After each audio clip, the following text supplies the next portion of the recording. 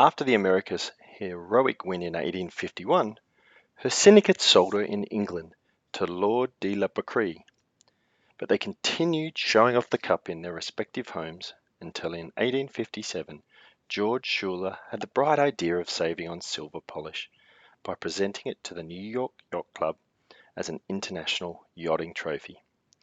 In a letter sent to the club, later known as the First Deed of Gift, the syndicate made certain stipulations, concluding it's to be distinctly understood that the cup is to be the property of the club and not of the members thereof, or the owners of the vessel winning it in a match, and that the condition of keeping it open to be sailed for by yacht clubs of all foreign countries, upon the terms above laid down, shall therefore ever attach to it, thus making it perpetually a challenge cup for friendly competition between foreign countries. But as it happened, the Yankees were given 12 more years to crow about their victory. When the battle recommenced, there was nothing friendly about it at all. British yachtsmen had misguidedly been in no hurry to take up the challenge, for in America there had been a rapid decline in yachting due to the Civil War. During this period, several boats, following the America's example, sailed in English waters, including Fleetwing, Henrietta, and Vesta, which raced across the Atlantic for the first time in history.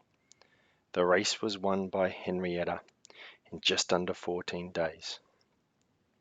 Was unfortunately marred by tragedy when 6 men were swept off Fleetwing by a giant wave, and generally the expedition was to have little success.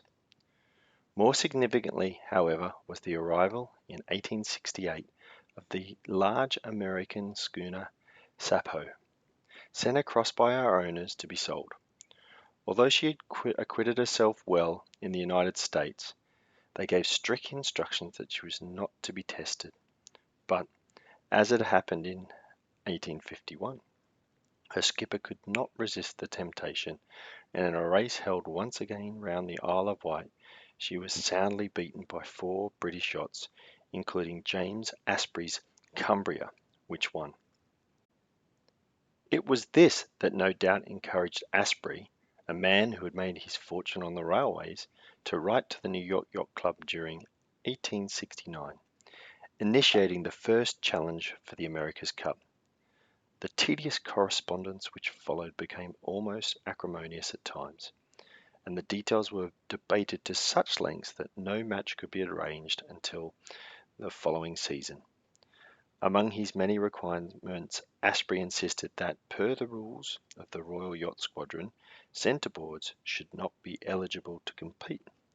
But the New York Yacht Club, turning a deaf ear, countered that his own challenge was unacceptable as it had not come through a recognized yacht club, and Ashbury was thus forced to challenge instead through the Royal Thames. Another of Ashbury's proposals had been that he should race against their boats across the Atlantic and then around Long Island.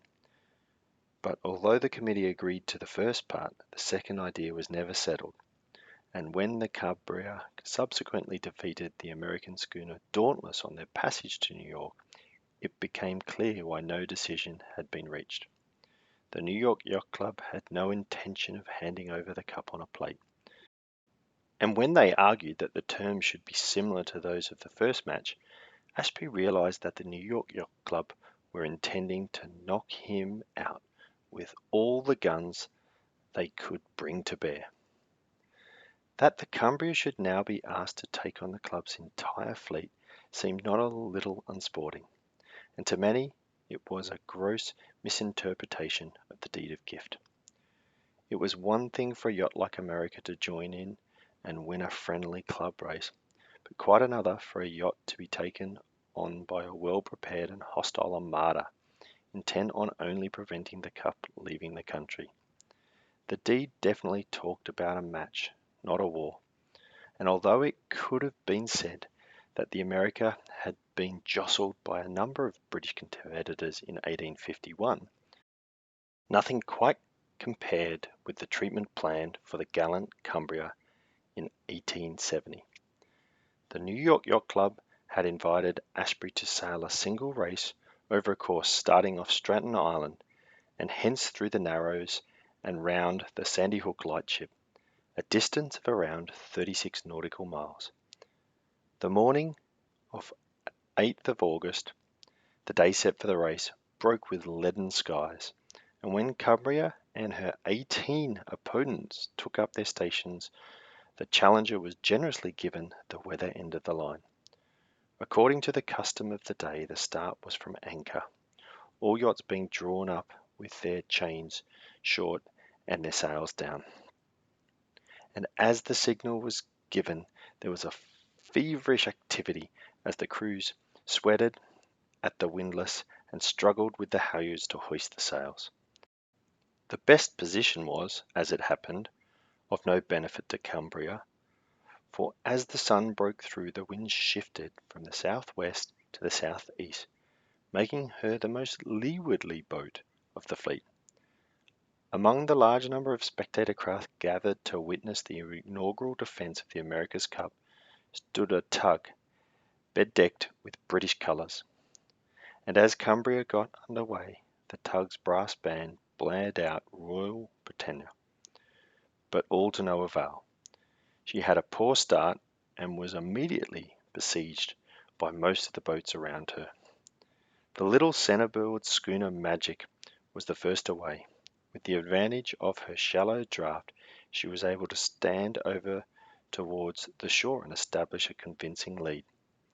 But by the spit buoy, the old America, which had been hastily fitted out by the Navy Department to defend her title, had almost caught her up. It was soon after this that Cambria, who was already 19 minutes behind, was struck by another boat, losing a port shroud and her fore topmast backstay. The Spirit of the Times subsequently reporting, she suffered a little delay by being fouled by Tarantella, which, being on the starboard tack, should have kept away. Magic went on to win, but Cambria, probably as a result of the collision, lost her fore topmast as she jibed for the run home, and could not manage better than 10th place, finishing some 14 minutes behind America.